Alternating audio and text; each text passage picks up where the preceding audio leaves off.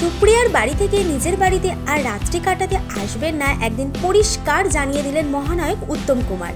কথাটা শুনে মাথায় যেন আকাশ ভেঙে পড়েছিল তার আদরের বুড়োর। সোশ্যাল মিডিয়ার দৌলতে বুড়ো শব্দটার সঙ্গে বোধহয় এখন অনেকে পরিচিত, তবুও জানিয়ে দিই বুড়ো বলতে উত্তম কুমারের ভাই মানে আমাদের তরুণ কুমার।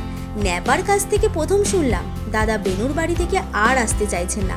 রাগ, দুঃখ, অভিমান সবকটা এত বেশি হয়েছিল যে সেই মুহূর্তে কথা বলতে পারিনি দাদার সাথে। ঠিক করলাম বাড়িতে নয়, নিউ আলিপুর, ময়রা স্ট্রিট, কোথাও নয়, স্টুডিওতে গিয়েই ধরতে হবে দাদাকে। কিন্তু সেদিন পৌঁছে কোনো ইউনিটেই দাদাকে খুঁজে পেলাম না। হতাশ হয়ে বাড়ি ফিরে শুনি সেই সময়টা নাকি দাদা বাড়িতেই এসেছিলেন।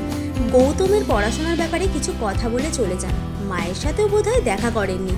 পরের দিন অবশ্য স্টুডিওতে দাদাকে একবার দেখতে পেলাম, কিন্তু দাদা তখন তার চিরাচরিত নিয়ম অনুযায়ী চরিত্রে ডুবে গেছেন। সেই সময় ব্যক্তিগত জীবনের এই কথাগুলো বলতে আমারও রুচি হলো না। ইউনিটের একজনকে জানিয়ে দিলাম দাদা শট শেষ হলে বলো বুড়ো এসেছিল।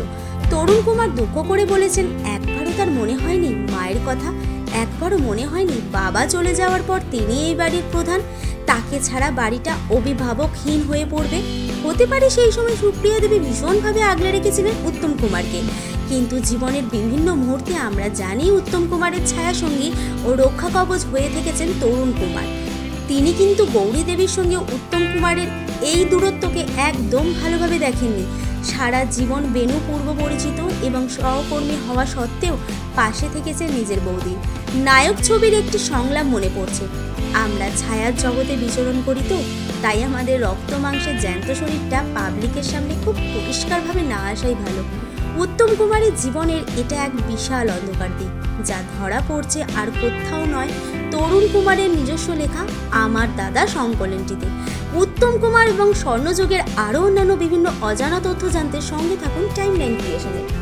এই ধরনের আরও ভিডিও পেতে এবং এই মুহূর্তের সময়ের সঙ্গে আপডেট থাকতে এখনই সাবস্ক্রাইব করুন টাইমলাইন ক্রিয়েশন।